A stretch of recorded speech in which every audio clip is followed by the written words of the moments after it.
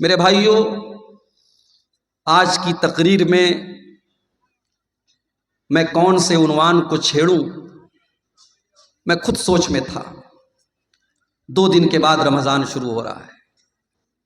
میں چاہوں تو رمضان کو لے کر کے بہت ساری باتیں آپ کے سامنے بول سکتا ہوں، مگر میں سمجھتا ہوں کہ رمضان پر اپنی اپنی مسجدوں میں جمعہ کے خطبے میں آپ تمام حضرات نے کچھ نہ کچھ ضرور سنا ہوگا۔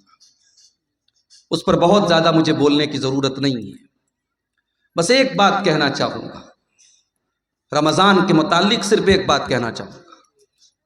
میرے بھائیوں، اللہ تعالیٰ نے رمضان کی شکل میں ہمیں اور آپ کو ایک موقع اور دیا ہے۔ ہماری اور آپ کی زندگی میں اگر رمضان کا مبارک مہینہ ایک مرتبہ پھر مل رہا ہے تو یہ سمجھو کہ اللہ تعالیٰ ہم سے خوش ہے، اس لیے کہ بڑے نصیب والوں کو یہ مہینہ ملتا ہے۔ ہمیں سے بہت سارے لوگ جو ہم سے اچھے رہے ہوں گے، ہم سے نیک رہے ہوں گے، لیکن ہم سے آج وہ جدا ہو گئے، ہارٹ اٹیک آ گیا، کڈنی فیل ہو گئی، کوئی بیماری آ گئی، کوئی حادثہ ہو گیا، اللہ کو پیارے ہو گئے۔ ہمیں اور آپ کو اللہ تعالیٰ نے زندگی عطا کی ہے، اور ہماری زندگی میں ایک رمضان اور آ رہا ہے، اور اب یہ رمضان آنے کے بعد 29 دن یا 30 دن کا یہ مہینہ آئے اور چلا جائے اور ہمارے اوپر کوئی فرق نہ پڑے تو میرے بھائیوں، ہم سے بڑا بد نصیب کوئی نہیں ہوگا۔ اس لیے کہ اللہ کے نبی نے 3 لوگوں کا نام لے کر کے بد دعا کی ہے، اور آپ نے بد دعا کی ہے اور حضرت جبریل علیہ السلام نے آمین کہی ہے۔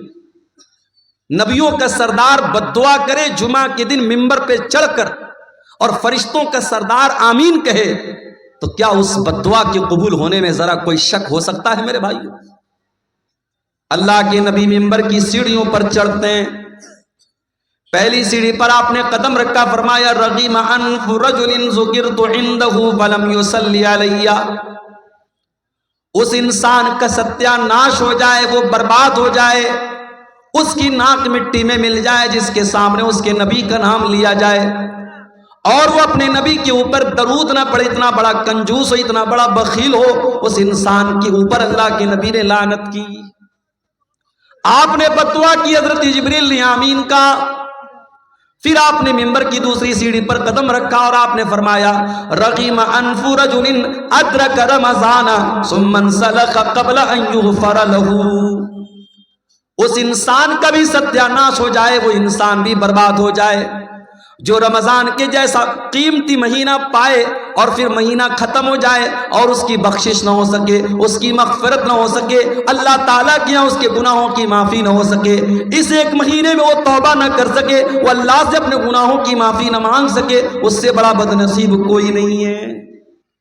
اور تیسرا آدمی وَرَجُلٌ أَدْرَكَ عِنْدَهُ الْكِبَرَ وَالِدَاهُ، جس کے ماں باپ اس کو بڑھاپے میں مل جائیں، فَلَمْ يُدْخِلَاهُ الْجَنَّةَ، اور اسے جنت میں داخل نہ کر پائیں۔ ان 3 لوگوں کے لیے اللہ کے نبی نے بد دعا کی ہے اور جبریل امین نے آمین کہی ہے۔ میرے پیارے ساتھیوں، یہی پیغام آپ کو دینا چاہتا ہوں، بڑی قیمتی گھڑیاں آپ کو ملنے والی ہیں، اس کی قدر کیجئے گا، موبائل میں ضائع مت کیجئے گا، فیس بک میں برباد مت کیجئے گا، گیم کھیل کر کے برباد مت کیجئے گا، دن بھر سو کر کے برباد مت کیجئے گا، ایک ایک منٹ کو قیمتی سمجھیے گا۔ بہت بڑا مہمان آپ کے پاس آنے والا ہے، اللہ کا مہمان آنے والا ہے، اس کی قدر کیجیے گا۔ میرے بھائیوں، خطبہ مسنونہ کے بعد میں نے آپ کے سامنے قرآن کریم کی سورہ آل عمران کی ایک آیت پڑھی ہے، اور اس آیت میں اللہ تعالیٰ نے اپنی ایک بہت بڑی نعمت کا ذکر کیا ہے۔ یوں تو قرآن میں اللہ تعالیٰ نے بہت ساری نعمتوں کو بیان کیا ہے، مگر سورہ آل عمران کی اس آیت میں اللہ تعالیٰ نے جس نعمت کو بیان کیا ہے، اس نعمت کو بیان کر کے اللہ نے احسان بھی جتایا ہے کہ ہاں، ہم نے یہ نعمت دے کر کے تم پر احسان کیا ہے۔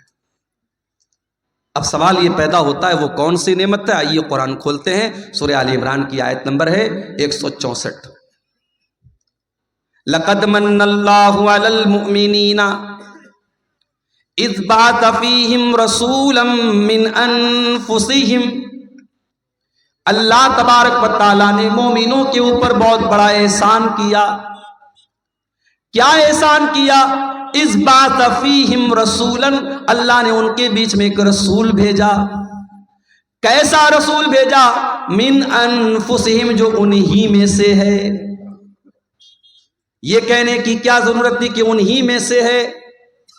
یہ کہہ کر کہ اللہ تعالیٰ یہ بتانا چاہتا ہے کہ اے میرے بندو، ہم نے جو رسول بھیجا، جو نبی بھیجا، وہ کوئی فرشتہ نہیں ہے، وہ کوئی نور کی مخلوق نہیں ہے، وہ بھی انسان ہے.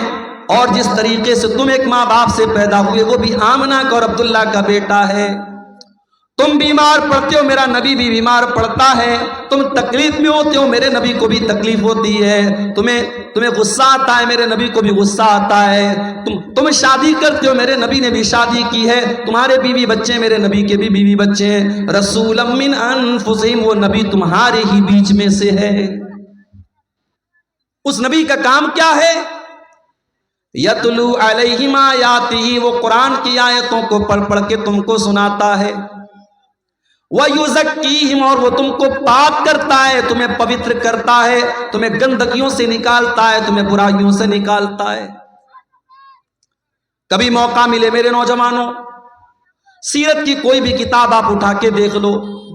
نبی کے دور میں مکہ کے حالات کیا تھے؟ کون سی ایسی برائی تھی اس سماج میں جو نہیں ہوتی تھی؟ لوگ مردار کھایا کرتے تھے، لوگ سود کھایا کرتے تھے، لوگ زنا کیا کرتے تھے، لوگ قتل کیا کرتے تھے، لوگ بیٹیوں کو زندہ زمین میں گاڑ دیا کرتے تھے. حلال و حرام کی کوئی تمیز نہ تھی. باپ کے مرنے کے بعد اپنی سوتیلی ماں سے بیٹا شادی کر لیا کرتا تھا. عورتیں جانوروں کی طرح مارکیٹ میں بکا کرتی تھیں. نکاح کرنے کا عجیب و غریب طریقہ ان کے سماج میں رائج تھا. پردہ نام کی کوئی چیز نہ تھی، حیا نام کی کوئی چیز نہ تھی.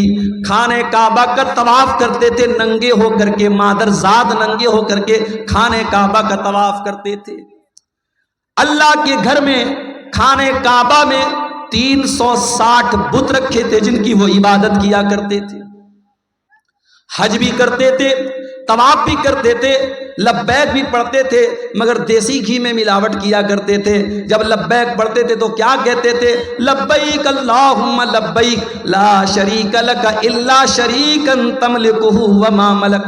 کہتے تھے اے اللہ میں حاضر ہوں، اے اللہ میں حاضر ہوں، اے اللہ تیرا کوئی شریک نہیں ہے سوائے ایک شریک کے جس کو تو نے اپنا شریک بنایا ہے اور جس کا تو مالک ہے. یعنی وہ اللہ کے ساتھ دوسروں کو شریک بھی کیا کرتے تھے.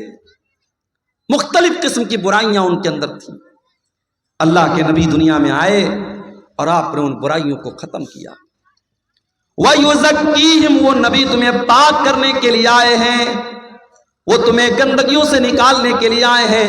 وَيُعَلِّمُهُمُ الْكِتَابَ وَالْحِكْمَةَ، اور وہ تمہیں کتاب و حکمت کی تعلیم دینے کے لیے آئے ہیں. وہ نبی تمہارے لیے ٹیچر بن کر کے آئے ہیں، وہ نبی تمہارے لیے معلم بن کر کے آئے ہیں. افسوس کی بات ہے ہمارا نبی تو ٹیچر بن کر کے آیا، ہمارا نبی تو پڑھانے والا لکھانے والا بن کر کے آیا، ہمارا نبی تو کتاب و حکمت کی تعلیم لے کر کے آیا. اور اس نبی کے ماننے والے آج پورے بھارت میں سب سے زیادہ جاہل موجود ہیں.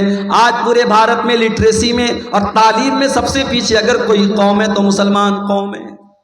نہ ہم دین کے ہیں نہ دنیا کے. لوگ سمجھتے ہیں مسلمان کے بچے مدرسے میں پڑھتے. کہاں پڑھتے ہیں مدرسے میں؟ بھارت سرکار کی رپورٹ ہے کہ مسلمانوں کے 2% بچے صرف مدرسے میں پڑھتے ہیں. جو پڑھنے والے بچے اس میں 2% مدرسے میں پڑھتے ہیں، اور اس میں بھی کتنے ایسے بچے ہیں 4 سال پڑھا، 5 سال پڑھے، اس کے بعد پڑھائی انہوں نے چھوڑ دی. غور کرو میرے بھائیوں، جو نبی دنیا میں ٹیچر بن کر کے آئے، پڑھانے والے بن کر کے آئے، اور جس نبی کے اوپر قرآن کی پہلی آیت یہ نازل ہوئی، اقرا بسم ربک الذی خلق، پڑھو اس رب کے نام سے جس نے پیدا کیا. آج اس نبی کے ماننے والے، اس نبی کا کلمہ پڑھنے والے آج جاہل ہیں. اور جاہل ہونے کا یہ نتیجہ ہے کہ آج پورے بھارت میں جس کا جو جی چاہتا ہے ہمارے ساتھ کرتا ہے. ابھی آپ نے دیکھا دلی کی سرزمین پر نماز پڑھی جا رہی ہے اور ایک پولیس والا آتا ہے اور نماز کی حالت میں نمازیوں کو جوتا مار رہا ہے. میں نے پڑھا میڈیا میں کہ اس کے خلاف کارروائی بھی ہو رہی ہے، مگر آپ یہ دیکھیے کہ نفرت کس لیول تک پہنچ گئی. میں اس کو صحیح نہیں ٹھہرا رہا ہوں کہ مسلمان مسجد کے باہر سڑک پر کیوں سب بنا رہا ہے، لیکن ہمیں اس سوال کا بھی جواب تلاش کرنے کی ضرورت ہے کہ ہمارے بھارت میں بہت سارے تہوار سڑک پر منائے جا رہے ہیں، ہر تیسرے دن کوئی نہ کوئی تہوار سڑک پر منایا جا رہا ہے۔ اگر ہفتے میں یا سال میں ایک نماز اگر سڑک پر ہوتی ہے تو اتنا بڑا قانون کا النگھن ہوتا ہے کہ تم نمازی کو جوتے سے مارو گے۔ اس کا مطلب یہ ہوا اسلام کے دشمنوں کو اگر چڑ ہے تو آپ کی نماز سے، ان کو نفرت ہے تو آپ کے شاعر سے ہے، ان کو نفرت ہے آپ کی عبادت سے، آپ کی نماز سے، انہیں آپ سے نفرت نہیں ہے۔ آپ اسلام چھوڑ دیں، آپ ان کے رنگ میں رنگ جائیں، آپ شرک کرنے لگیں، آپ ان کے بتوں کے آگے سجدہ کرنے لگیں، آپ ان کی نظر میں محبوب ہو جائیں گے۔ جب تک آپ نماز پڑھ رہے ہیں، اللہ کے آگے سر جھکا رہے، جب تک آپ کے اندر توحید ہے، آپ ان کی نظر میں برے بنے ہیں۔ میرے حالات یہ ہیں، اور ہم صاحب کیا کر رہے ہیں؟ ہم یہ کر رہے ہیں صاحب کہ ہماری قوم ناچ گانے میں لگی ہوئی ہے۔ ابھی میں ایک علاقے میں تقریر کرنے گیا، پورا علاقہ اہل حدیثوں کا علاقہ ہے۔ مجھے لوگوں نے کہا مولانا آپ تقریر میں بیان کر دیجئے گا، یہاں شادی بیاہ میں ڈھول تاشا بجتا ہے، ناچ گانا ہوتا ہے۔ اہل حدیثوں کی بستی ہے، قرآن و حدیث پر چلنے کا دعویٰ کرنے والوں کی بستی ہے۔ اسی جھارکھنڈ کی سرزمین پر میں گیا تھا، اور وہاں لوگوں نے بتایا کہ ہمارے بستی میں جب شادی ہوتی ہے تو ناچ گانا بھی ہوتا ہے، ڈھول تاشا بھی ہوتا ہے۔ یہ حالات ہماری قوم کے ہیں میرے بھائی۔ ذرا غور کرو، جو نبی ہمیں گندگیوں سے پاک کرنے کے لیے آیا تھا اور جس نبی سے محبت کا ہم دعویٰ کرتے ہیں، اس نبی کے مقام کو کبھی سمجھا ہے میرے بھائیوں؟ وَيُزَكِّيهِمْ وَيُعَلِّمُهُمُ الْكِتَابَ وَالْحِكْمَةَ، ہم نے تم کو جو نبی دیا ہے وہ تمہیں پوتر کرنے کے لیے، پاک کرنے کے لیے آیا ہے، تمہیں قرآن سکھانے کے لیے آیا ہے، تمہیں حدیث سکھانے کے لیے آیا ہے۔ وَإِن كَانُوا مِن قَبْلُ لَفِي ضَلَالٍ مُبِينٍ، اس نبی کے آنے کے پہلے تم کھلی ہوئی گمراہی میں تھے۔ ایک صحابی اللہ کے نبی کے پاس آتے ہیں، اے اللہ کے نبی میں نے اسلام لانے کے پہلے بہت سارے گناہ کیے ہیں، اے اللہ کے نبی کیا میرے گناہ سب کے سب توبہ سے معاف ہو جائیں گے؟ آپ نے فرمایا التوبۃ تعدم ما قبلها، توبہ سے پہلے تم نے جتنے گناہ کیے تھے، سچی توبہ کرنے کے بعد سارے گناہ معاف ہو جائیں گے۔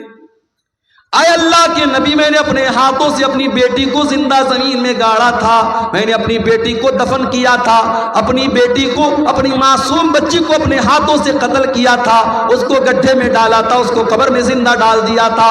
اے اللہ کے نبی کیا میرا یہ گناہ بھی اللہ تعالیٰ معاف کر دے گا؟ صحابی بیان کر رہے ہیں، آنکھوں سے آنسو بہ رہے ہیں، اپنی معصوم بچی کو یاد کر کے رو رہے ہیں۔ نبی اکرم کی آنکھوں میں بھی آنسو آ گئے۔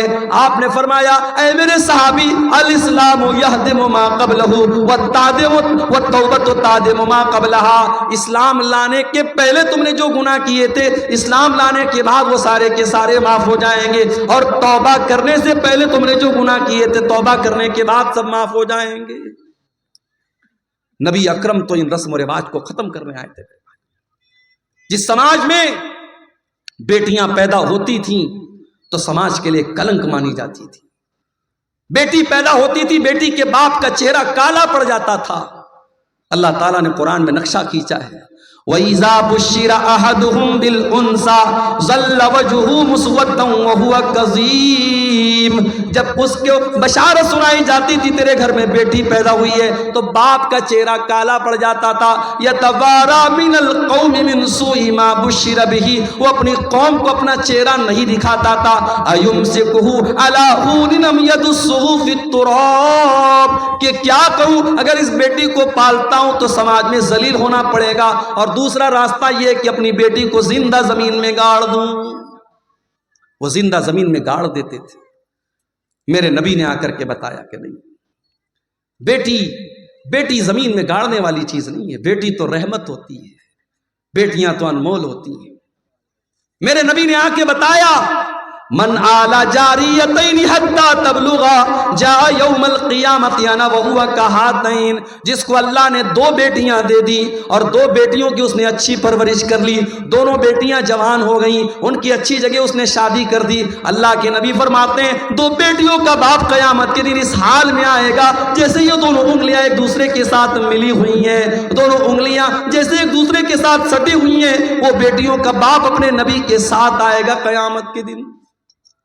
آپ نے قرآن کی آیت پڑھ کے سنائی، وَإِذَا الْمَوْءُودَةُ سُئِلَتْ بِأَيِّ ذَنبٍ قُتِلَتْ، جب زندہ زمین میں گاڑی گئی لڑکی سے پوچھا جائے گا، جس بیٹی کو اس کے باپ نے زمین میں دبایا تھا، دفن کیا تھا، اس بیٹی سے پوچھا جائے گا بِأَيِّ ذَنبٍ قُتِلَتْ، اے بچی تجھے تیرے ماں باپ نے کیوں مارا تھا، تیرے باپ نے تجھے کیوں قتل کیا تھا؟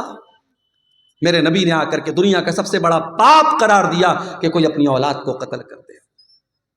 آج بھی قتل ہو رہی ہے اولاد، آج طریقہ بدل گیا ہے صاحب۔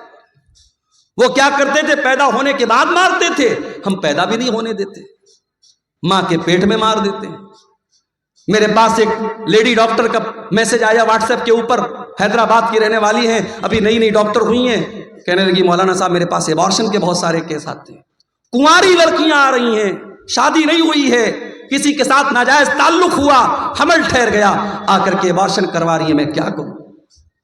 میں نے کہا جائز نہیں ہے آپ کے لیے، میں نے کہا ایک ہی کنڈیشن میں یہ چیز جائز ہو سکتی ہے، شادی شدہ عورت ہے اور میاں بیوی کے درمیان تعلق ہوا اور سیریس کنڈیشن ہے، اگر حمل ٹھہرتا ہے اور پیدائش ہوتی ہے، عورت کی جان کو خطرہ ہے، تو وہاں شریعت کا اصول ہے کہ اگر ماں کو بھی خطرہ ہے اور بچی ماں کے پیٹ میں ابھی بچہ یا بچی جو بھی ہے، اگر اس کو اگر چھوڑا جاتا ہے تو ماں کی جان خطرے میں پڑے گی، تو ماں کو بچایا جائے گا اور اس حمل کو ساقط کر دیا جائے گا۔ وہ ایک سیریس کنڈیشن کی بات ہے، باقی ایبارشن کرنا جائز ہے۔ جانتے ایبارشن میں کیا ہوتا ہے؟ جائیے یوٹیوب پر آپ ویڈیو میں دیکھ لیجئے۔ جب یہ ایبارشن ہوتا ہے تو الٹرا ساؤنڈ کے ذریعے یہ بتایا گیا، دکھایا گیا کہ اس معصوم بچے کو ماں کے پیٹ میں اس بے رحمی سے مارا جاتا ہے، اس کے بدن کے ٹکڑے ٹکڑے کیے جاتے ہیں۔ میرے بھائیو، 1400 سال پہلے کے وہ جاہل، وہ اپنی بیٹیوں کو ایک بار مارتے تھے اور پیدا ہونے کے بعد مارتے تھے، اور آج وہ بیٹی کا باپ اپنی بیٹی کو اس کی ماں کے پیٹ میں مار رہا ہے اور ڈاکٹر کے ذریعے مروا رہا ہے اور انجیکشن کے ذریعے مروا رہا ہے۔ آج کا انسان اس قدر گر چکا ہے میرے بھائی۔ آج عورتوں کے لوگ بات کرتے ہیں، ابھی 8 مارچ کو لوگوں نے کہا وومنس ڈے، مہیلا دیوس، مہیلا ادھیکار دیوس، عورتوں کو ادھیکار ملے۔ کون سے ادھیکار کی بات کرتے؟ فلسطین کے غازہ شہر میں ڈیلی ہزاروں عورتیں مر رہی ہیں، دودھ پلانے والی عورتیں بھوکی ہیں، ان کے بچوں کو پلانے کے لیے ان کے بدن میں طاقت نہیں، اپنے بچوں کو دودھ پلا سکے۔ پریگننٹ عورتیں، حمل والی عورتیں ہیں، پیٹ میں بچہ ہے، کھانے کو ہفتوں سے نہ کھانے کو کھانا ہے نہ پینے کو پانی ہے، 400 500 عورتوں پر ایک لیٹرین ہے۔ وہ جانوروں جیسی زندگی وہ عورتیں گزار رہی ہیں، اور دنیا میں تہذیب کا ٹھیکیدار بنا ہے امریکہ، اور تہذیب کا ٹھیکیدار بنا ہے اسرائیل، اور یہ سب اس ظلم کو صحیح قرار دے رہے ہیں اور ظلم پر چپ ہیں، اور ان عورتوں پر ظلم ہو رہا ہے، اور یہ صاحب دنیا کو کہہ رہے ہیں مہیلا کے ادھیکار کا دیوس مناؤ، وومنس رائٹ ڈے مناؤ۔ یہ ڈھکوسلے ہے میرے بھائیوں۔ عورتوں کو اگر حق دیا ہے کسی مذہب نے تو اسلام نے دیا ہے۔ میری ماں اور بہنوں، اگر تاریخ اور اتہاس کے پنے اٹھا کے دیکھو تو تم اللہ کے نبی کا شکریہ ادا کرو گی، تم اسلام کا شکریہ ادا کرو گی کہ اسلام نے تمہیں جینے کا ادھیکار دیا ہے۔ اس دور میں تمہیں جینے کا ادھیکار نہیں تھا، پیدا ہونے کے بعد بیٹیوں کو مار دیا جاتا تھا، اس سماج میں اللہ کے نبی نے بیٹیوں کی پرورش پر جنت کی بشارت سنائی۔ اماں عائشہ فرماتی ہیں، ایک دن میں گھر میں بیٹھی ہوئی تھی، ایک مانگنے والی آتی ہے، بھیک مانگنے والی آتی ہے، اس کے ساتھ 2 چھوٹی چھوٹی بچیاں ہیں۔ اس نے مجھ سے کچھ کھانے کو مانگا، میں نے گھر میں تلاش کیا، مجھے ایک کھجور ملی، میں نے وہ کھجور اٹھا کر کے اس عورت کو دے دی۔ اس عورت نے کھجور کے 2 ٹکڑے کیے اور دونوں بیٹیوں کو دے دیا، وَلَمْ تَأْكُلْ مِنْهَا شَيْئًا، اور خود کچھ نہیں کھایا۔ ماں ہوتی ہے میرے بھائی، ماں خود بھوکی رہتی ہے، بچوں کو کھلاتی ہے۔ جن کی مائیں زندہ ہیں ماؤں کی قدر کرو، ماں کے چلے جانے کے بعد ماں کی بڑی یاد آئے گی۔ ماں نے دونوں بچیوں کو دے دیا، خود کچھ نہیں کھایا۔ اما عائشہ یہ منظر دیکھ کر کے حیران ہو گئی۔ جب اللہ کے نبی گھر میں تشریف لائے، اما عائشہ نے کہا اللہ کے نبی آج ایسا ایسا معاملہ آیا تھا، وہ بھوکی عورت تھی، وہ غریب عورت تھی، میں نے ایک کھجور اس کو دی، اس نے اپنی بچیوں کو کھلا دیا، خود کچھ نہیں کھایا۔ آپ نے فرمایا اے عائشہ من ابتلی من هذه البنات شيئا كن له سترا من النار، اے عائشہ یہ بیٹیاں تو اللہ تعالیٰ کی طرف سے بہت بڑا امتحان ہوتی ہیں، بہت بڑی پریکشا ہوتی ہیں، اور جس کو اللہ تعالیٰ بیٹی دے کر کے آزماتا ہے اور اس امتحان میں وہ کھڑا اتر جاتا ہے، وہ اس امتحان کو پار کر لیتا ہے، كن له سترا من النار، وہ بیٹیاں اپنے ماں باپ کو جہنم کی آگ سے بچانے کا کام کرتی ہیں۔ میرے نبی دنیا میں بیٹیوں کی کہ رکشک بن کر کے آئے، بیٹی بچاؤ کا نعرہ میرے نبی نے لگایا تھا۔ آج دنیا کی سرکاریں لگاتی ہیں بیٹی پڑھاؤ بیٹی بچاؤ، بیٹی پڑھاؤ اور بیٹی بچاؤ کا نعرہ تو میرے نبی نے لگایا تھا۔ مگر آج افسوس کی بات یہ ہے، سیمانچل کی دھرتی پر کہہ رہا ہوں، بڑے ذمہ داری کے ساتھ کہہ رہا ہوں، میں آپ کے اس علاقے میں فیمس ہو گیا ہوں۔ مجھ سے یو پی میں لوگ کہتے ہیں کہ مولانا آپ کا پروگرام کٹیہار میں بہت ہوتا ہے، پورنیہ میں بہت ہوتا ہے، سیمانچل کے علاقے میں بہت ہوتا ہے۔ حالانکہ ایسا بھی نہیں، بہت زیادہ نہیں ہوتا، لیکن چونکہ یوٹیوب وغیرہ پہ آ رہا ہے لوگوں کو لگتا ہے زیادہ ہوتا ہے۔ اس علاقے میں آتا ہوں، لوگ آپ مجھ سے محبت کرتے ہیں، نوجوان مجھ سے کہیں ملتے ہیں راستے میں، مولانا آپ کی تقریر ہم بہت سنتے ہیں، بڑی محبت کرتے ہیں، اچھی بات ہے۔ مگر ایک چیز میں آپ سے کہنا چاہتا ہوں، کبھی غور کرنا کہ ہماری اور آپ کی سماج میں جو عورتیں ہیں یہ دین سے اتنی دور کیوں ہیں؟ ان عورتوں کے دین سے دور رہنے کی وجہ کیا ہے؟ وجہ یہی ہے کہ آج ہماری عورتیں دین کی تعلیم نہیں حاصل کر رہی ہیں میرے بھائی۔ یا تو ہم ان کو پڑھاتے ہی نہیں، یا پڑھاتے ہیں اسکول میں پڑھاتے ہیں، کالج میں پڑھاتے ہیں، یونیورسٹی میں پڑھاتے ہیں، بی ایڈ کرا دیا، ایم اے کرا دیا، بی اے کرا دیا، ہماری بیٹیوں کو دین سکھانے والا کوئی نہیں۔ اسی لیے سماج میں جتنے رسم و رواج ہیں انہی عورتوں کی وجہ سے چل رہے ہیں۔ جب تک آپ ان عورتوں کو دین نہیں سکھائیں گے، نبی نے فرمایا تھا بیٹی پڑھاؤ بیٹی بچاؤ، اللہ کے نبی نے فرمایا تھا طلب العلم فریضۃ علی کل مسلم، علم حاصل کرنا ہر مسلمان کے لیے کمپلسری ہے، انیواریہ ہے، ضروری ہے۔ ہر مسلمان چاہے وہ مرد ہو چاہے وہ عورت ہو، اس کے لیے دین کا سیکھنا ضروری ہے۔ رمضان کا مہینہ آ رہا ہے، اب کون کون سی چیزوں سے روزہ ٹوٹ جاتا ہے؟ معاف کیجئے گا، یہ صرف عبدالغفار سلفی کا جاننا ضروری نہیں، ہر آدمی کا جاننا ضروری ہے۔ انجیکشن سے روزہ ٹوٹتا ہے کہ نہیں ٹوٹتا ہے؟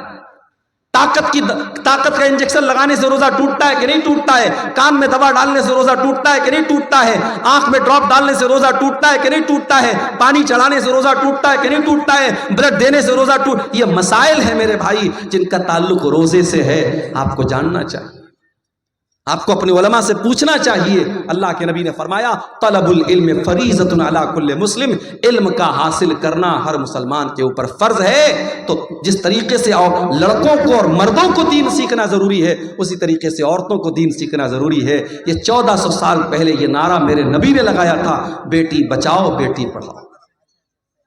اور آگے بڑھیے، جس نبی کا ہم کلمہ پڑھتے ہیں، جس نبی کو ہم مانتے ہیں، کبھی غور کیا آپ نے اس نبی کی شان کیا ہے؟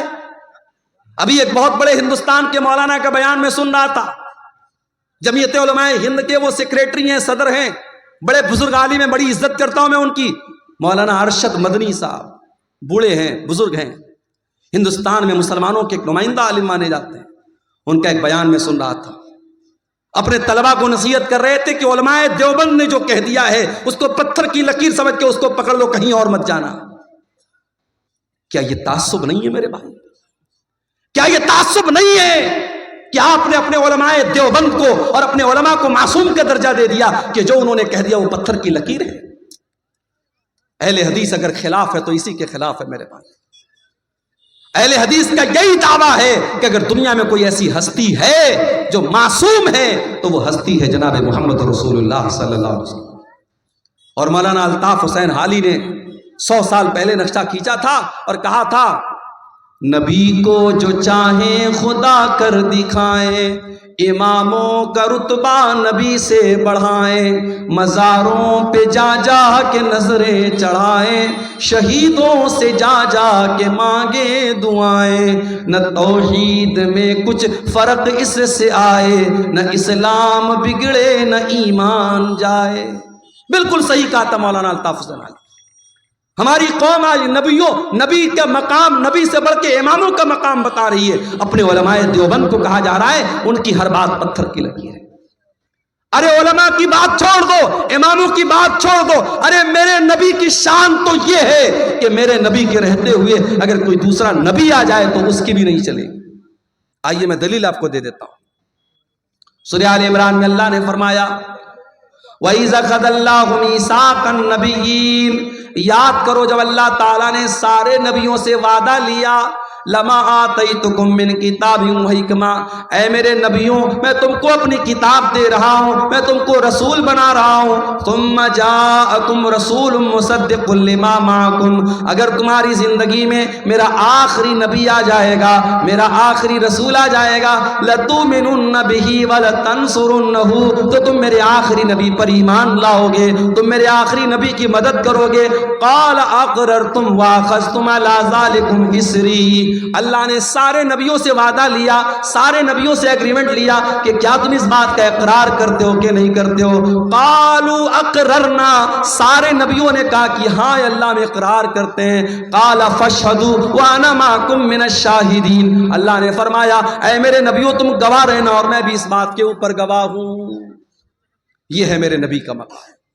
میرے نبی کے آ جانے کے بعد اب دنیا میں کسی اور نبی کی رسالت نہیں چلے گی، کسی اور نبی کی نبوت نہیں چلے گی۔ قیامت کے پہلے حضرت عیسیٰ علیہ السلام بھی دنیا میں آئیں گے تو وہ اپنی شریعت لے کر کے نہیں آئیں گے، اپنا لا لے کر کے نہیں آئیں گے، اپنا قانون لے کر کے نہیں آئیں گے، وہ بھی اگر پیروی کریں گے تو جناب محمد رسول اللہ صلی اللہ علیہ وسلم کے قانون کی پیروی کریں گے۔ میرے بھائیوں، حضرت عمر فاروق ایک مرتبہ تورات کا ایک نسخہ لاتے ہیں اور اس کو پڑھنے لگتے ہیں۔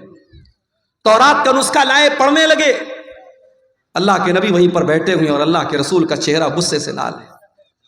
حضرت عمر کی نظریں تو کتاب کی طرف ہے، تورات کی طرف ہے، وہ نظر اٹھا کر کے اللہ کے رسول کا چہرہ نہیں دیکھ رہے ہیں۔ ابو بکر صدیق رضی اللہ تعالیٰ عنہ نے کہا کہ اے عمر ذرا اللہ کے نبی کا چہرہ دیکھ لے، کتنے غصے میں اللہ کے نبی۔ حضرت عمر نے دیکھا اللہ کے رسول کا غصے والا چہرہ، فوراً تورات کا وہ نسخہ زمین پر دے مارا اور کہا اعوذ باللہ من غضب اللہ، میں اللہ کی پناہ چاہتا ہوں اللہ کے غضب سے۔ رضیت باللہ ربا وبمحمد رسولا وبالاسلام دینا، میں اللہ کو اپنا رب مانتا ہوں، میں محمد صلی اللہ علیہ وسلم کو اپنا رسول مانتا ہوں اور میں اسلام کو اپنا دین مانتا ہوں۔ اس کے بعد اللہ کے نبی نے فرمایا والذی نفس محمد بیدہ، اس اللہ کی قسم جس کے ہاتھ میں محمد کی جان ہے، اے عمر کان کھول کر کے سن لو، لو بدا لکم موسیٰ، اگر آج موسیٰ علیہ السلام بھی دنیا میں آ جائیں اور تم مجھے چھوڑ کر کے موسیٰ علیہ السلام کی پیروی کرنے لگو، ان کے پیچھے پیچھے چلنے لگو گے، لَزَلَلْتُمْ عَنْ سَوَاءِ السَّبِيلِ، تو تم سیدھے راستے سے بھٹک جاؤ گے۔ اور اگر آج موسیٰ علیہ السلام بھی زندہ ہو جائیں، اگر آج موسیٰ علیہ السلام بھی زندہ ہو جائیں تو ان کو بھی میری اتباع کرنی پڑے گی، میری پیروی کرنی پڑے گی۔ یہ ہے عظمت ہمارے نبی کی، یہ مقام ہے میرے بھائیو ہمارے نبی تو وہ ہے میرے بھائیوں جو رسم و رواج کو ختم کرنے کے لیے دنیا میں آئے تھے، آخری نبی بن کے آئے تھے۔ ہمارے نبی کی مثال کیسی ہے؟ اللہ کے نبی ایک حدیث میں مثال بیان کرتے ہیں، ایک انسان نے بڑا خوبصورت مکان بنایا، بڑا بہترین مکان بنایا، بس ایک اینٹ کی جگہ چھوڑ دی۔ اب لوگ آتے ہیں مکان کا چکر لگاتے، کہتے یار مکان تو بہت اچھا ہے بس ایک اینٹ کی کمی ہے۔ اللہ کے نبی فرماتے ہیں کہ وہ ایک اینٹ میں ہوں، میں نبوت کی آخری اینٹ ہوں، میں خاتم النبیین ہوں، میں آخری نبی ہوں، میرے بعد اب کوئی اور نبی آنے والا نہیں۔ اللہ کے نبی خاتم النبیین ہیں، اب آپ کے بعد دنیا میں کوئی نبی آئے گا نہیں۔ اور اسی لیے آپ دیکھیے کہ اللہ کے رسول کی زندگی میں ایک بہت خطرناک رسم و رواج تھی۔ کسی نے اگر کسی بچے کو پال لیا تو وہ اس کا سگا باپ مانا جاتا تھا۔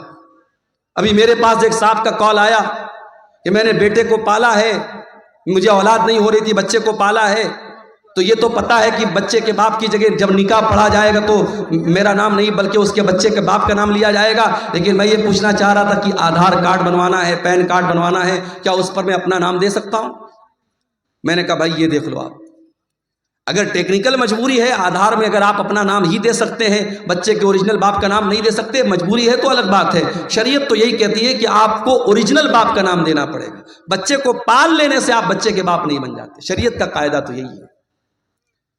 اسی لیے مسلمانوں کے یہاں بچوں کو گود لینا بہت مشکل ٹف معاملہ ہے, اس لیے کہ اسلام بچے کو گود لینے پر اس کے اوریجنل باپ کا ہی نام اس کے نام کے ساتھ لگایا جائے گا, پالنے والے کا نام نہیں چلے گا.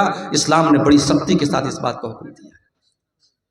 اللہ کے نبی نے حضرت زید کو بیٹے کی طرح پالا تھا اور اتنی محبت سے پالا تھا کہ لوگ زید ابن حارثہ کو زید بن محمد کہنے لگے, اللہ کے رسول کا بیٹا کہنے لگے.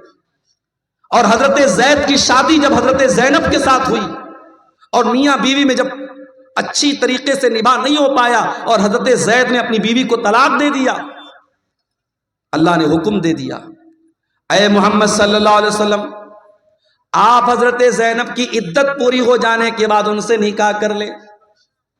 غور کرو میرے بھائیو, اس زمانے کے رواج کے حساب سے حضرت زینب اللہ کے نبی کی بہو لگتی تھی, حضرت زید کی بیوی تھی, آپ کی بہو لگتی تھی اس زمانے کے رواج کے حساب سے. اور اللہ تعالیٰ کی طرف سے یہ حکم دیا گیا کہ آپ زینب سے نکاح کر لیجئے. اللہ کے نبی گھبرانے لگے, لوگ مجھے تانا ماریں گے, لوگ مجھے برا بھلا کہیں گے, میں کیا جواب دوں گا؟ اللہ نے فرمایا یا ایھا النبی لا تطع الکافرین والمنافقین, اے نبی آپ کافروں کی پیروی نہ کریں, منافقوں کی پیروی نہ کریں. اے نبی اللہ نے جو حکم دیا آپ اس حکم کو مان لے. وَتَخْشَى النَّاسَ وَاللَّهُ أَحَقُّ أَن تَخْشَاهُ, اے نبی آپ کو لوگوں سے ڈرنے کی ضرورت نہیں ہے, آپ کو اللہ سے ڈرنا ہے, اللہ سے ڈریے آپ. نبی نے شادی کر لی حضرت زینب بنت جہش سے. اللہ کے نبی نے جب انہوں نے ان کی طلاق ہو گئی, عدت پوری ہو گئی, اللہ کے نبی نے شادی کر لی.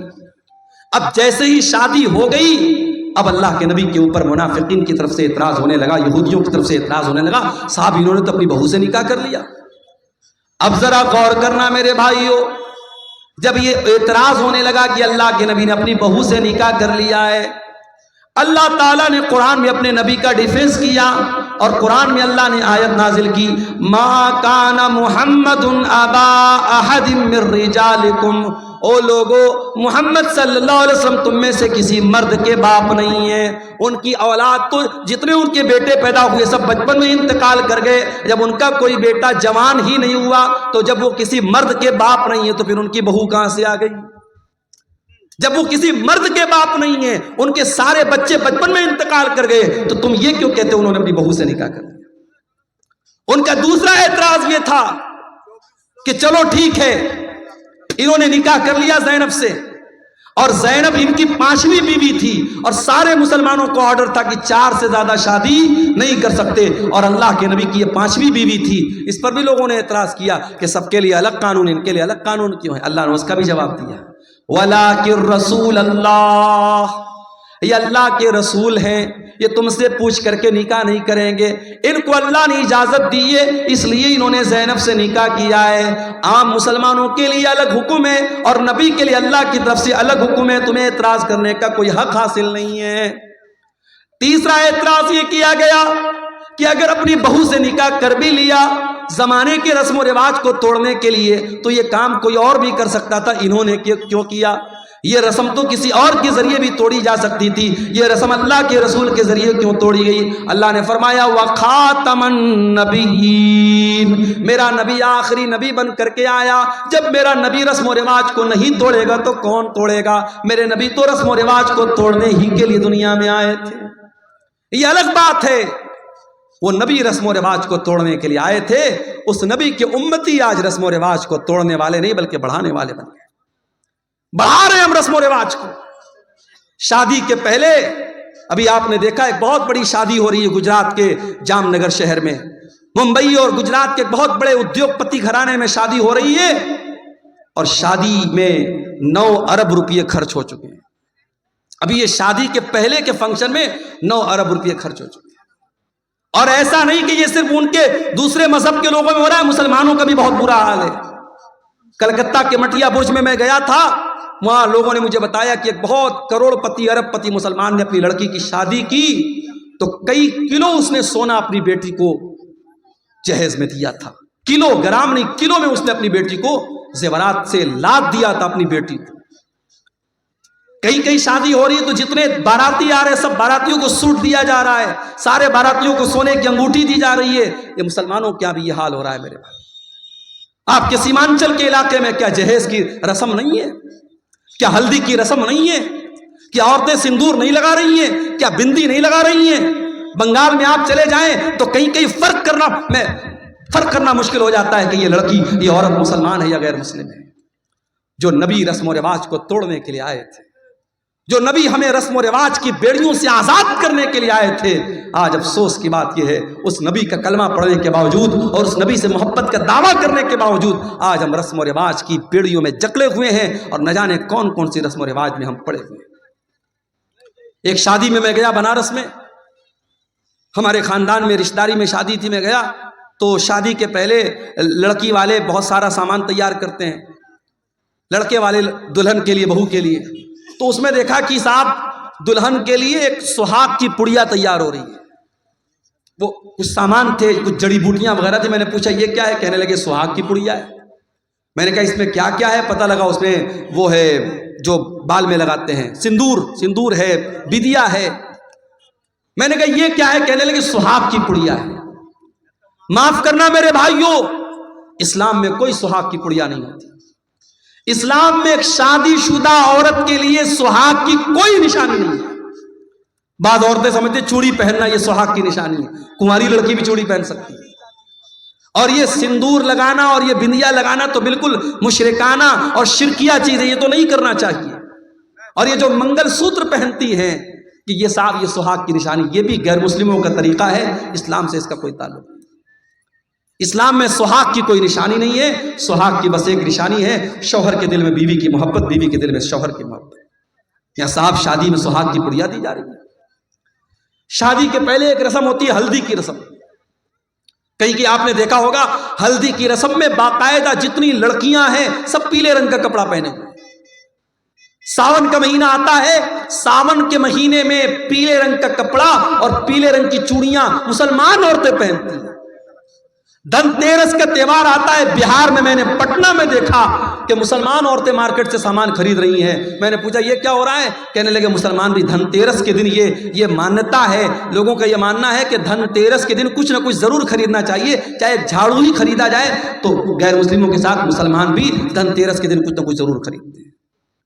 کیا ہے میرے بھائی یہ فضول کی رسمیں، یہ جاہلانہ رسمیں، اور آج بھارت میں دوسرے لوگوں کے ساتھ رہ کر کے ان کے کلچر سے ہم نے ایڈاپٹ کر لی، حاصل کر لی، اور ہمارے کلچر میں بھی وہ چیزیں شامل ہو گئی۔ ہمارے نبی تو رسم و رواج کو توڑنے کے لیے آئے تھے۔ ہمارے نبی کی شان تو یہ ہے، ہمارے نبی کا مقام تو یہ ہے کہ جب آپ معراج کے سفر پہ گئے تو بیت المقدس میں سارے نبیوں کی موجودگی میں اگر امامت کسی نے کرائی ہے، سارے نبیوں کا امام اگر کوئی بنا ہے تو جناب محمد رسول اللہ صلی اللہ علیہ وسلم بنے۔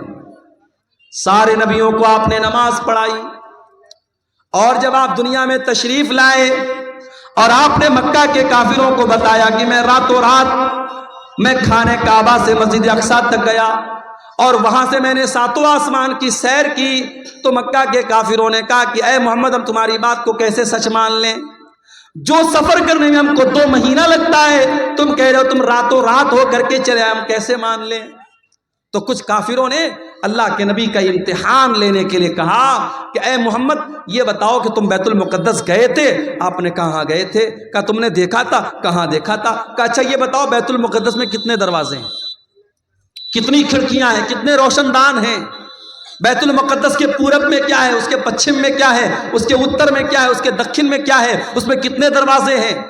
اب ظاہر ہے آپ کے گاؤں میں پہلی مرتبہ آیا ہوں اور آپ مجھے اپنی مسجد میں نماز پڑھنے کے بعد جلسے میں لے کے چلے آئیں، اور پھر اس کے بعد میں 1 سال کے بعد آپ سے ملوں یا 1 مہینے کے بعد آپ سے ملوں اور آپ کے مولانا صاحب آپ سورا ڈانگی آئے تھے ہماری مسجد میں، آپ آئے تھے، بتائیے مسجد میں کھمبے کتنے تھے، مسجد میں پنکھے کتنے تھے؟ میں کیسے بتا پاؤں گا بھائی؟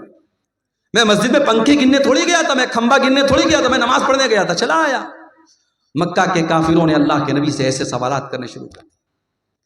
اللہ کے نبی فرماتے میں بہت پریشان ہو گیا کہ میں ان کے سوالوں کا کیا جواب دوں۔ اگر جواب نہیں دیتا ہوں تو یہ مجھے جھوٹا بنا دیں گے کہ صاحب یہ تو جھوٹ بول رہے ہیں، اور جواب میں دوں تو کیسے دوں، مجھ کو تو یاد بھی نہیں ہے۔ تو اللہ تبارک و تعالیٰ نے دنیا کا پہلا ویڈیو اللہ کے نبی کے سامنے لا کے رکھ دیا۔ اللہ کے نبی فرماتے ہیں کہ بیت المقدس کا پورا ویڈیو، میں ویڈیو اپنی زبان میں کہہ رہا ہوں، اللہ کے نبی نے فرمایا کہ بیت المقدس کا پورا پورا منظر میرے سامنے رکھ دیا گیا، اور جو وہ سوال کرتے تھے بیت المقدس کا وہ منظر اللہ تعالیٰ میرے سامنے لے آتا تھا۔ وہ پوچھتے تھے کتنے دروازے ہیں، میں گن کے بتا دیتا تھا اتنے دروازے۔ وہ پوچھتے تھے کتنے کھمبے ہیں، میں گن کے بتا دیتا تھا اتنے کھمبے ہیں۔ یہ ہمارے نبی کی شان ہے میرے بھائی۔ ہمارے نبی تو وہ نبی ہیں جو دنیا میں پتھر کھاتے ہیں، جو دنیا میں ظلم سہتے ہیں، کس کے لیے؟ ہمارے اور آپ کے لیے۔ وہ نبی مانوتا کو بچانے کے لیے، انسانیت کو بچانے کے لیے آئے تھے۔ وہ نبی انسانیت کے محسن تھے میرے پیارے ساتھی۔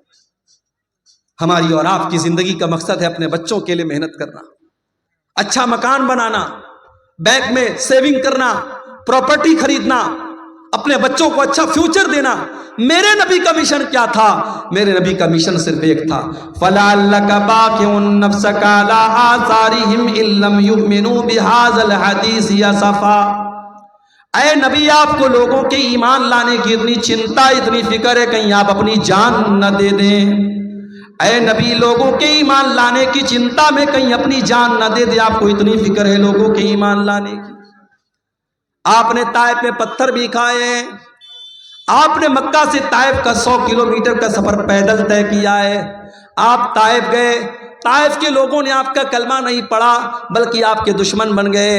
آپ کے اوپر ایمان لانا تو بڑی دور کی بات ہے، انہوں نے آپ کا مذاق اڑایا۔ آپ جب طائف سے نکل کر کے جانے لگے، طائف کے ان لوگوں نے اللہ کے نبی کے اوپر پتھر برسائے۔ میرے نبی کے جسم کے اوپر اتنے پتھر برسائے گئے، آپ کے جسم سے خون بہنے لگا، اور خون بہ بہ کر کے آپ کے جوتے میں جم گیا۔ میرے پیارے بھائیوں، اس نبی نے پتھر بھی کھائے ہیں تو ہمارے اور آپ کے لیے کھائے ہیں۔ وہ نبی ہمارے اور آپ کے لیے محسن بن کر کے آئے تھے۔ اسی لیے اللہ تعالیٰ قرآن کریم میں کہتا ہے، وَمَا أَرْسَلْنَاكَ إِلَّا رَحْمَةً لِّلْعَالَمِينَ۔ او لوگو، ہم نے تم کو وہ نبی دیا ہے جو ساری کائنات کے لیے رحمت بن کر کے آئے تھے، رحمت بن کر کے آئے تھے۔ اور یہ مت سمجھو کہ نبی صرف انسانوں کے لیے رحمت بن کر کے آئے تھے، نبی تو جانوروں کے لیے بھی رحمت بن کر کے آئے تھے۔ ابھی کھیریا ہاٹ سے ہم گزرے، ہمارے ایک بھائی نے کہا مولانا صاحب یہاں مویشیوں کی مارکیٹ لگتی ہے، اور جو جانور کو جو بیچنے والے ہوتے بڑا ظلم کرتے ہیں جانوروں کے ساتھ۔ واللہ جب ہم یہ سنتے ہیں تو تکلیف ہوتی ہے۔ ہمارے نبی نے جانوروں کے ساتھ بھی ظلم کرنے کی تعلیم نہیں دی ہے۔ ارے جس نبی کے امتی جانور کے ساتھ ظلم نہیں کر سکتے، اس نبی کے امتی آتنکوادی اور دہشت گرد کیسے ہو سکتے؟ میرے نبی نے تو ایک بکرے کو ذبح کرنے کے ٹائم بھی حکم دیا ہے کہ بکرے کو ذبح کرنے کے ٹائم چھری تیز کر لو، بکرے کے سامنے چھری مت تیز کرو تاکہ اس کو ڈبل تکلیف نہ ہو۔ جانور کو ذبح کرنا ہے، حلال کرنا ہے، اللہ نے اس کو ہمارے لیے حلال بنایا ہے، اس کا گوشت ہم کھائیں گے، مگر اس کو حلال کرنے کا، ذبح کرنے کا بھی طریقہ بتایا ہے اللہ کے نبی نے، اس میں طریقہ ایسا بتایا اس کو تکلیف نہ ہو۔ اور آج میڈیکل سائنس بھی یہ کہتی ہے کہ جو جھٹکے سے جانور کو مارتے ہیں، کبھی آپ یوٹیوب پر دیکھیے، جو جھٹکے سے جو مارا جاتا ہے اور گردن کے اوپر ایسے جو ہے وہ جو چاپڑ ہوتا ہے اور اس سے مارتے ہیں، تو وہ جو طریقہ جانور کو مارنے کا ہوتا ہے اور جو اسلام کا طریقہ ہے گلے پر چھری چلانے کا، دونوں میں بہت فرق ہے۔ اور اسلامی طریقے میں جانور کی جان فوراً نکل جاتی ہے، اس کو تکلیف نہیں ہوتی۔ جانوروں کے ساتھ بھی اللہ کے نبی نے رحم کا برتاؤ کرنے کا حکم دیا۔ سفر میں آپ جا رہے ہیں، اچانک ایک جگہ سے چیونٹیوں کے پاس سے آپ گزرے، صحابہ کرام کو چیونٹی کاٹنے لگی، صحابہ کرام نے آگ لگائی اور چیونٹیوں کو جلا دیا۔ اللہ کے نبی کو پتا چلا، اپنے صحابہ کو ڈانٹا اور آپ نے کہا کان کھول کر کے سن لو، آگ کا عذاب آگ کا رب ہی دے سکتا ہے، آگ کا عذاب کوئی اور نہیں دے سکتا۔ چیونٹی کو بھی جلانے کا آپ کو ادھیکار نہیں ہے، چیونٹی کو جلا نہیں سکتے آپ۔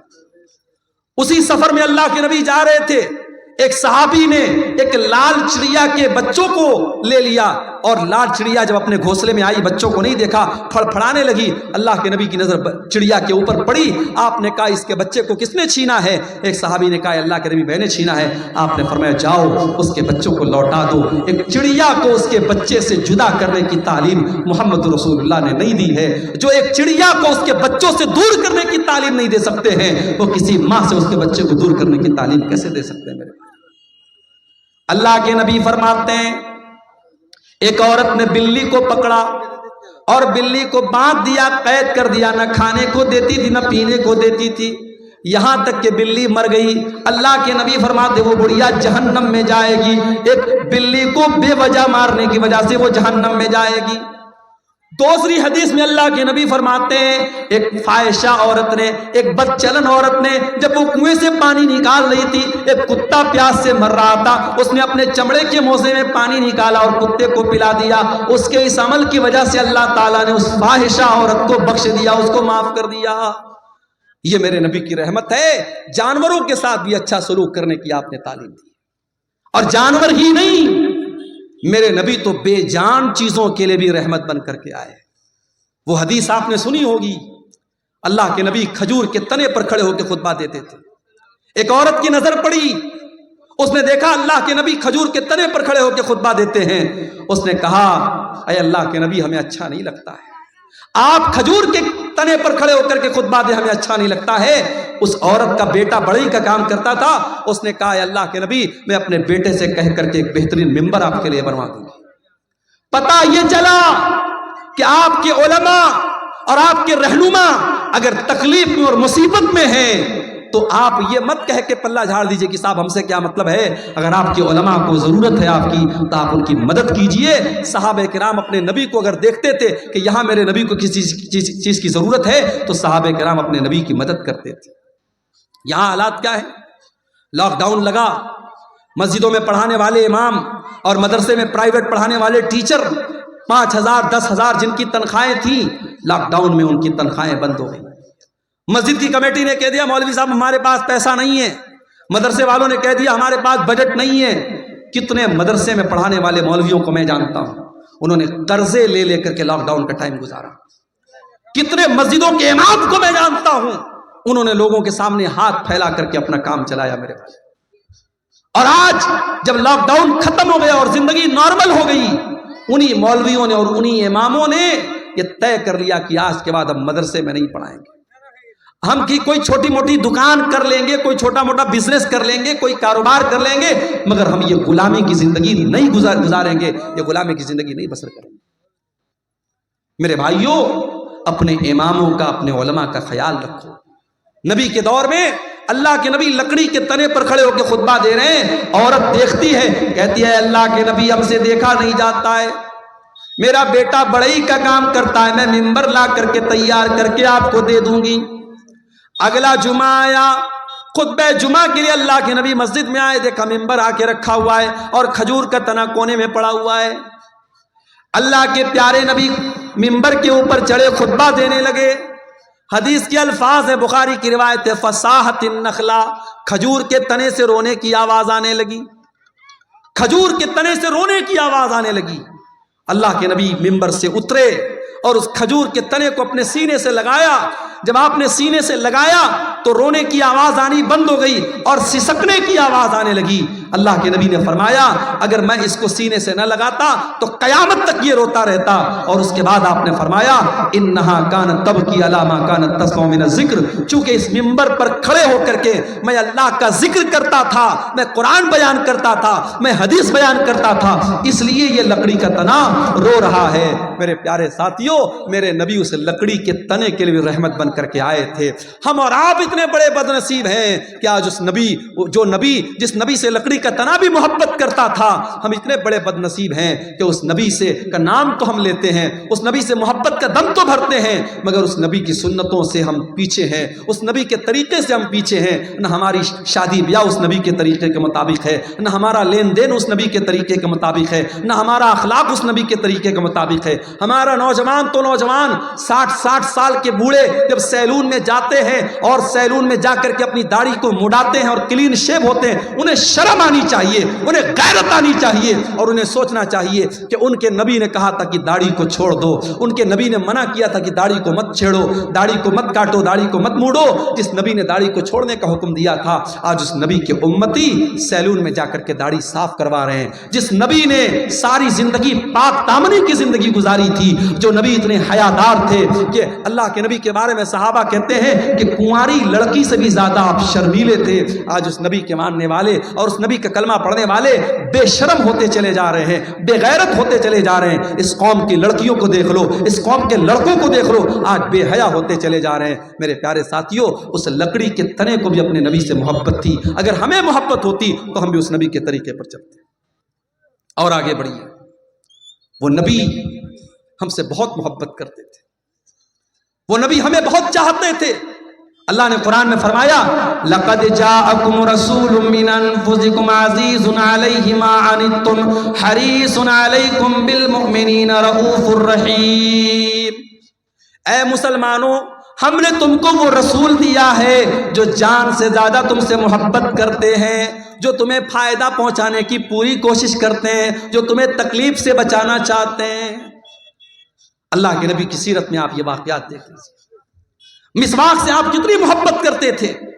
انتقال کے پہلے بھی آپ نے حضرت عائشہ کے بھائی عبد الرحمن کے ہاتھ میں مسواک دیکھی, حضرت عائشہ کو اشارہ کیا, حضرت عائشہ نے اپنے بھائی سے مسواک کو لیا, اپنے دانتوں سے نرم کیا. اللہ کے نبی نے اپنے آخری ٹائم بھی مسواک کیا ہے. مسواک سے اتنی محبت کرتے تھے اللہ کے نبی, اس کے باوجود آپ نے اپنی امت کی آسانی کے لیے کیا فرمایا, لولا ان اشق علی امتی لامرتهم بالسواک عند كل صلاۃ. اگر میں اپنی امت کے لیے پریشانی نہ سمجھتا, اگر میں اپنی امت کے لیے مصیبت نہ سمجھتا تو میں مسواک کو کمپلسری کر دیتا, ضروری کر دیتا. لیکن اگر میں مسواک کو ضروری کر دیتا میری امت پریشانی میں پڑ جاتی, اس لیے مسواک کو آپ نے ضروری قرار نہیں دیا. تراویح کی نماز کو دیکھو میرے بھائیوں, پہلے دن اللہ کے نبی نے تراویح پڑھائی تو تھوڑے سے صحابہ آئے, دوسرے دن آپ نے تراویح پڑھائی تو آدھی مسجد بھر گئی, تیسرے دن آپ نے تراویح کی نماز پڑھائی تو پوری مسجد بھر گئی, چوتھی رات آپ نہیں آئے.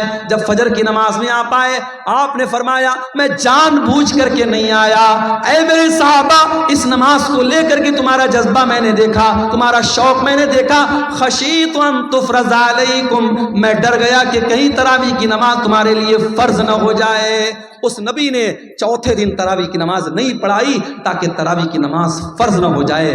میرے بھائیوں, وہ نبی ہم سے اتنی محبت کرتے تھے, ہماری آسانی چاہتے تھے. وہ نبی معراج کے سفر میں آپ گئے, 50 ٹائم کی نماز آپ کو ملی. آپ واپس آئے, موسیٰ علیہ السلام سے ملاقات ہوئی.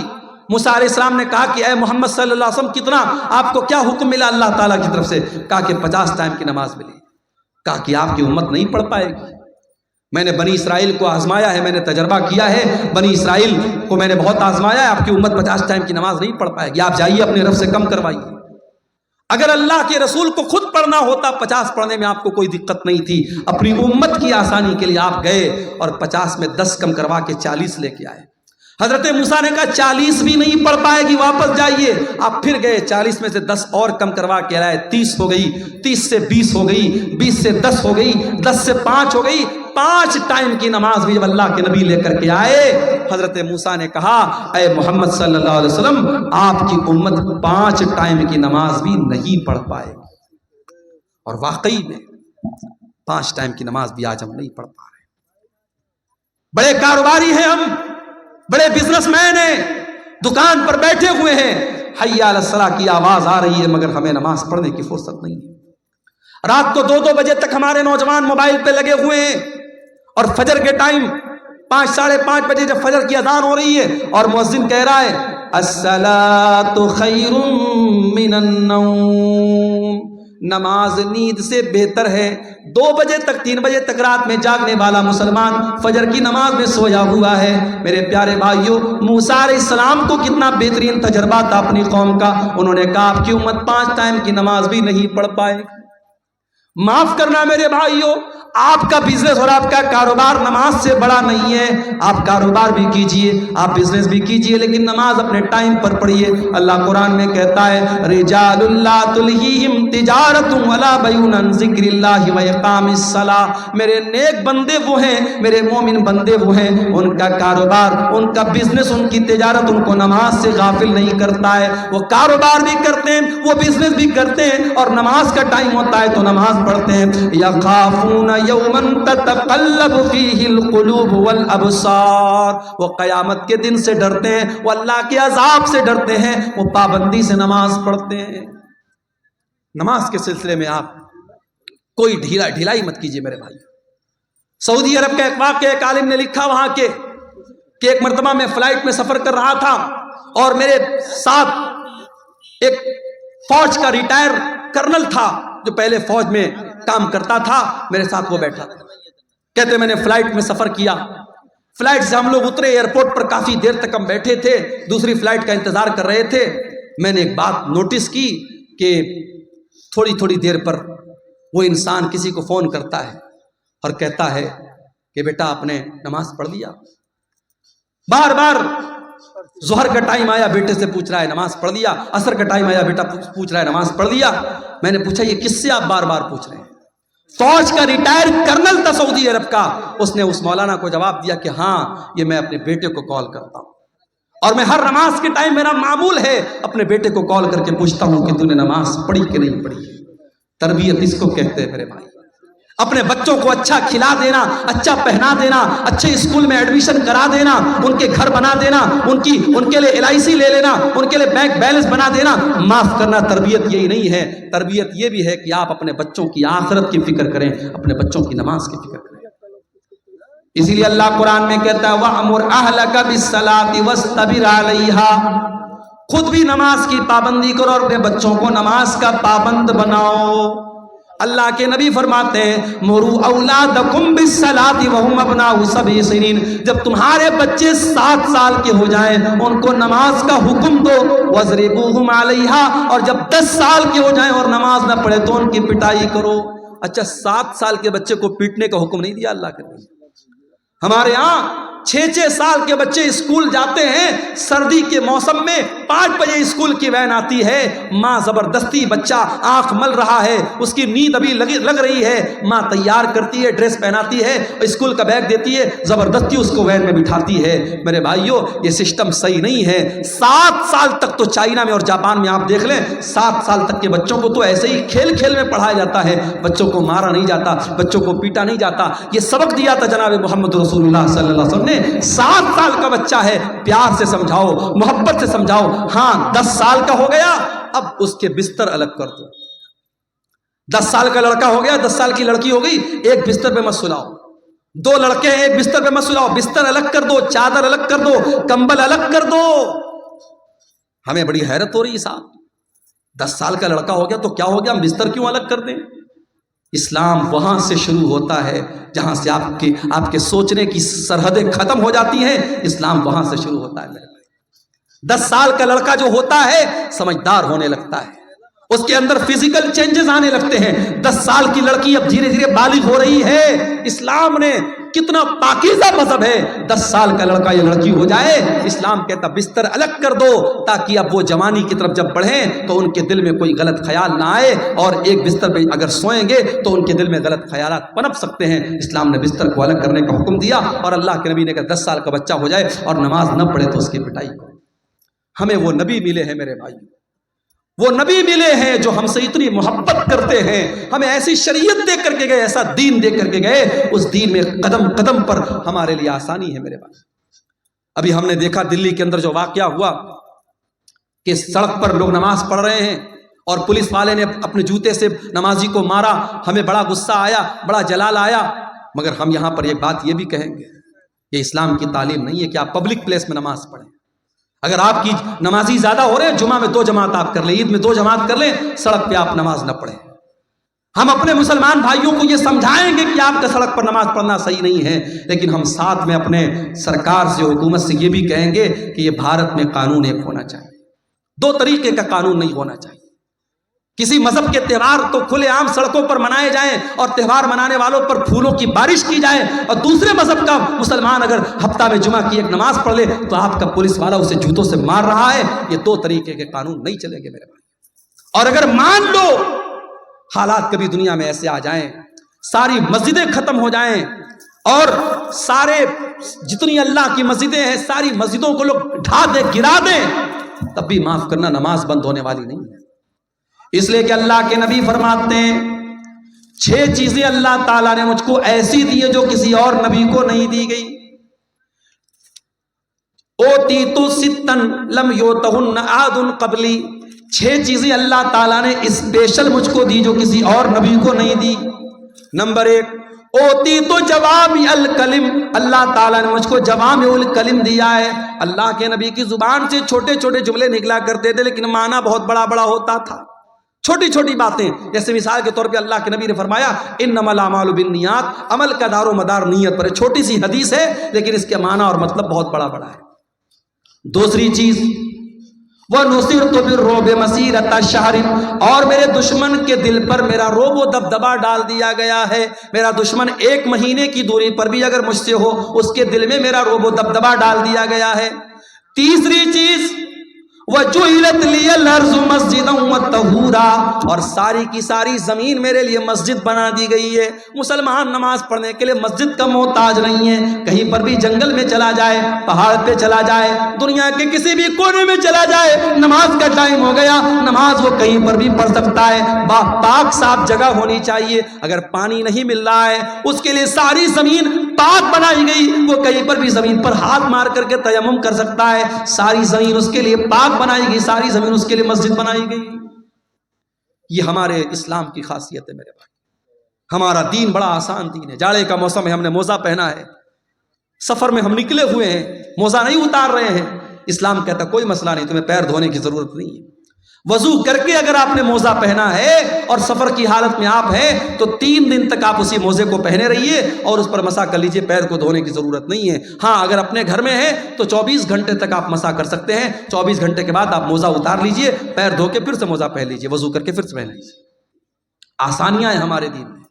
سفر میں ہم نکلے، ابھی ہمارے کٹیہار کے بعض احباب ہیں، کل ہم لوگ جہاں سے جمعہ پڑھ کے جامتاڑا گئے تھے، 350 کلومیٹر دور گئے تھے، سفر میں نکلے ہیں، نماز کا ٹائم ہوا، ہم 4 رکعت والی نماز کو 2 رکعت پڑھیں گے، سنت پڑھنے کی ضرورت نہیں ہے، فجر کی سنت پڑھیں گے، باقی کوئی سنت پڑھنے کی ضرورت نہیں ہے۔ 4 رکعت والی کو 2 رکعت پڑھیں گے، ظہر اور عصر کو اکٹھے پڑھ لیں گے، مغرب اور عشاء کو اکٹھے پڑھ لیں گے۔ آسانیاں ہیں قدم قدم پر ہماری شریعت میں میرے پیارے ساتھیوں۔ یہی بات ہے جو اللہ قرآن میں کہہ رہا ہے لَقَدْ جَاءَكُمْ رَسُولٌ مِّنْ أَنفُسِكُمْ عَزِيزٌ عَلَيْهِ مَا عَنِتُّمْ، ہم نے تم کو وہ نبی دیا ہے جو تمہیں جان سے زیادہ پیار کرتا ہے۔ عورت پریگننٹ ہے، روزہ رکھے گی بچے کو تکلیف پہنچے گی، بچے کو دودھ پلا رہی ہے، روزہ رکھے گی بچے کو دودھ نہیں پلا سکتی ہے، اسلام کہتا کوئی مسئلہ نہیں ہے، عورت بعد میں روزہ پورا کر لے گی، اسلام اس کو قضا کرنے کا اور بعد میں روزہ پورا کرنے کا حکم دیتا ہے۔ عورت پیریڈ میں ہے، اس کی کمزوری کا دن ہے، اس کی بیماری کا دن ہے، چڑچڑاپن رہتا ہے، بدن میں کمزوری رہتی ہے، بلڈ آتا رہتا ہے، درد ہوتا رہتا ہے، اسلام نے کہا کوئی مسئلہ نہیں، جتنے دن اس کو پیریڈ آ رہا ہے وہ نماز نہیں پڑھے گی، روزہ نہیں رکھے گی، روزہ بعد میں پورا کرے گی۔ قدم قدم پر ہماری شریعت میں میرے بھائیوں آسانی رکھی گئی۔ وہ نبی ہماری آسانی کا بڑا خیال رکھتے تھے اور وہ نبی ہم سے بہت محبت کرتے تھے، وہ راتوں کو اٹھ کر کے ہمارے لیے رویا کرتے تھے میرے بھائی۔ میرے نبی رات کو اٹھ کر کے دعا کیا کرتے تھے اے اللہ میری امت کا کیا ہوگا، اور اللہ تعالیٰ اپنے نبی کو تسلی دیتا تھا کہ آپ اپنی امت کے لیے پریشان مت ہوئیے، ہم آپ کی امت کے بارے میں آپ کو خوش کر دیں گے۔ شاعر نے کتنی سچی بات کہی ہے، سلام اس پر جو امت کے لیے راتوں کو روتا تھا، سلام اس پر جو فرش خاک پر جاڑے میں سوتا تھا، سلام اس پر کہ جس کے گھر میں چاندی تھی نہ سونا تھا، سلام اس پر کہ ٹوٹا بوریا جس کا بچھونا تھا۔ میرے پیارے بھائیوں، اس نبی سے ہمیں واقعی میں سچی محبت کرنی چاہیے، उस नबी से वाकई में सच्ची मोहब्बत करनी चाहिए। और वो नबी सिर्फ दुनिया में हमारे काम नहीं आ रहे हैं बल्कि आखिरत में भी हमारे काम आएंगे। अल्लाह के नबी फरमाते हैं अना सय्यदु वलद आदम यौमल क़ियामा, क़यामत के दिन सारे आदम की औलाद का सरदार मैं रहूँगा। व अव्वलु मन यनशक्कु अन्हुल क़ब्र, और क़यामत के दिन सबसे पहले मेरी कब्र फटेगी। व अव्वलु शाफ़िईन, और क़यामत के दिन जब सारे नबी अपना पल्ला झाड़ लेंगे और कह देंगे मैं आज किसी की सिफारिश नहीं कर सकता, तो सबसे पहले मैं सिफारिश करूंगा और सबसे पहले मेरी सिफारिश कबूल की जाएगी। वो नबी क़यामत के दिन भी हमारे काम आएंगे। शायर कहता है बरोज़े क़यामत बजुज़ नफ़सी नफ़सी, किसे याद आएगी असलम किसी की। बरोज़े क़यामत बजुज़ नफ़सी नफ़सी, किसे याद आएगी असलम किसी की। न भूलेंगे जिसको नबी ये मुकर्रम, वो उम्मत नहीं है तो फिर और क्या है। जुबां पर है नाते नबी ये मुकर्रम, ये उल्फत नहीं है तो फिर और क्या है। वो नबी हमसे बड़ी मोहब्बत करते थे मेरे भाई। अल्लाह के नबी फरमाते हैं कि अल्लाह ताला ने हर नबी को एक दुआ ऐसी दी जिसके कबूल करने की गारंटी ले ली, और हर नबी ने अपनी उस दुआ को दुनिया में मांग लिया। अल्लाह के नबी फरमाते हैं कि मैंने अपनी दुआ को संभाल के रखा है। सारे नबियों ने अपनी दुआ को मांग लिया, लेकिन मैंने अपनी दुआ को संभाल के रखा है। किसके लिए? अपने लिए नहीं, अपने परिवार के लिए नहीं, अपने बच्चों के लिए नहीं। शफाअतन लि उम्मती यौमल क़ियामा, मैं क़यामत के दिन अपनी उम्मत के लिए सिफारिश करूंगा। क़यामत के दिन अपनी उम्मत के लिए अल्लाह से गिड़गिड़ा के माफ़ी मांगूंगा। मेरे प्यारे साथियों, उस नबी की कदर करो, उस नबी से मोहब्बत करो, उस नबी की इत्तिबा करो, उस नबी की इताअत करो। और मेरे भाइयों, ये हमारे मौलाना तौहीद साहब ने एक पर्ची दी है, इसमें कुछ सवालात हैं, मैं इनको जवाब दे करके मैं बात ख़त्म करूंगा, क्योंकि हमारे एक बंगला मुकर्रर अभी मौजूद है और 3 बजने वाले हैं। मैं इन सवालों को मुख्तसर तौर पे जवाब दे के बात ख़त्म करता हूं। एक सवाल आया है, क्या अकीका के जानवर के लिए दता होना ज़रूरी है? ज़रूरी नहीं है, दता हो तो बेहतर है, लेकिन जानवर अकीका का जो है वो दता होना शर्त नहीं है। अगर बच्चा मरा हुआ पैदा हो तो उसका जनाजा पढ़ेंगे या नहीं, इस मसले में उलमा का इख्तलाफ है।